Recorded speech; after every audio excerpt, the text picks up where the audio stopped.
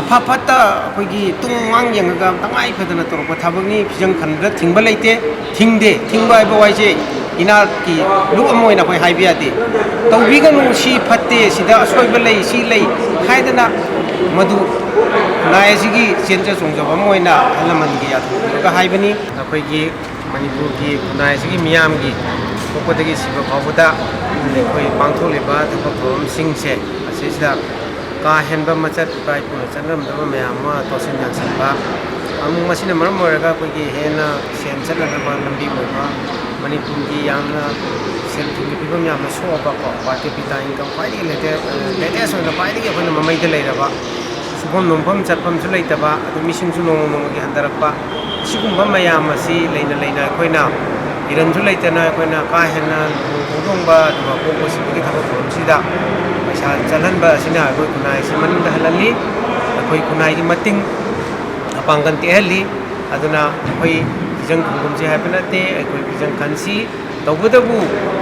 सोनफम मांतो मयोल bore फमफम बैना केफम न चिंबा तंगाय बदबु सिंगो तौरकांदा अखोय कितंग खनमिनसीना मियामदा लेप्तना अपील तौरपदुगी अदुगुंबा कैंपेन परिंगना चथरपा असेंबली सेगमेंट असेंबली केंद्र एसी कुंट्रेट कुनिपांदा कोई लोइग्रे अदुगी मखा समद्र कोइना कोई इम्फाल मेयोल गे पे एसी सिंगसिदा सिंगसि चथरपा अदुगुंबा कैंपेन दुगी मिफम दुनी ngasi की मिफम असे नोंगबुंग मिफम हाइना थोनजै सिगी मिफम सि फमिनरगा सिगी नोंगबुंगी अकोइबदा लेबा क्लब सिंग पुंजलगा एकोय ति खुनाय हाइगद्रा खगी मणिपुरदा लेबिरिबा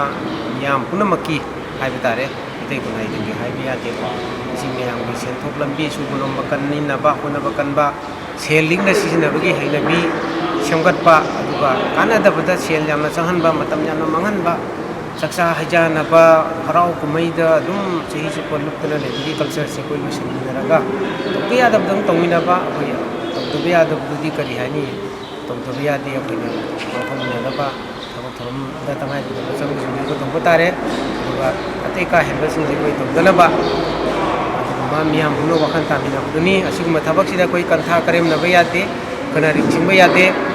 अमदा अमदा इंपोजिशन यादे अदुगा सिगुम थबक थरम से परिंग नाइना 2024 दगी एमयू दा करीदा दगी हायर लेवल दा यूनिवर्सिटी लेवल दगी सेमिनार वर्कशॉप याम चथरगा मदुदा मियाम न लोगी बवारे तुगी मखा ताना चथरपा थबक थरमनी अदुना मसी अखोय सोशल मीडिया दा कईदा की बोल बेखलिबा थबक थरम से हिरिंग तुरिंग वनबा कोलनबा सिन सिंबा मयाम अमा मै थिंगनै ngang khangdabdagi tawba oirambsu yai ado manu tawhaningde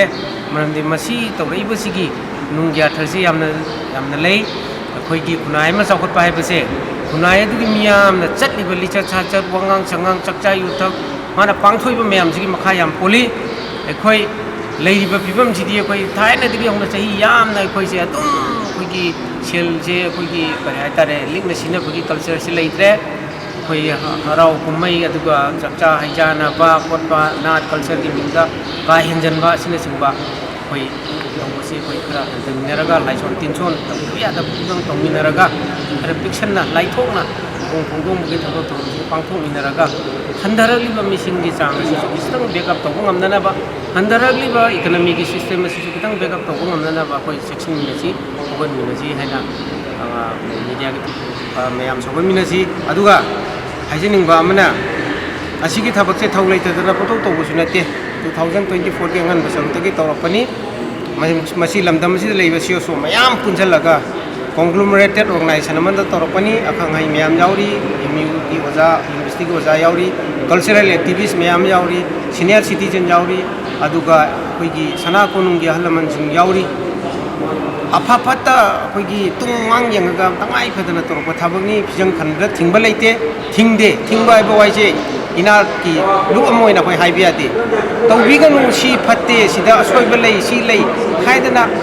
मधु नायसिगी चेंजा सोंजबा मोइना हलमनगी याथुगा हाइबनी कनागुमना लाना लोबिगनु अदुगा अचौबा हाइबा मचा हाइबा लेते मोइसु लोइना वखन तारखनी अखोय वारी सानजगनी मुरोइन इम्फाल मयोन से कोई सुबह मियाम का वखल तामिनाबा खना नैनाबसी खरंग वाली कोइना अथापा चलुबा अदि पेरिफेरल एरिया से होरपना तौगनी इम्फाल मयोन से कोई फजना वाली साजगनी मियाम भाग तांगनी मियामना हाइबदा यारोइदबो कनामता लेतेना आई हाइजरी दुगो तहा तहारगा अमगा खननबा अमदा अम इंथनबी WhatsApp अदुगा सोशल मीडिया ना चिंबदा फेरिंग तुरेंग तोबसे इज वेरी वेरी अनफॉर्चुनेट कोई पुन्ना मांगमिनगनी कानादे मत मांगनबनी अदुना खंथमिनरगा तानानिंगबा हाइनिंगबा म्याम लेरगा सु ऑफिसता लागा हाइबियु अदुगा मसिदा अचौ मचा खाइबा अमदा मिसंग संगा दु सुंगलै लेते मसिदी कनामतदि इंपोजिशन नते मसाना याना मसाना याजना मसाना वखन्ना थमोई हक्चांग अनि पुल्लगा मथंदा लौजरप पोने मसुमाइना वेब से सागन मिले चाहिए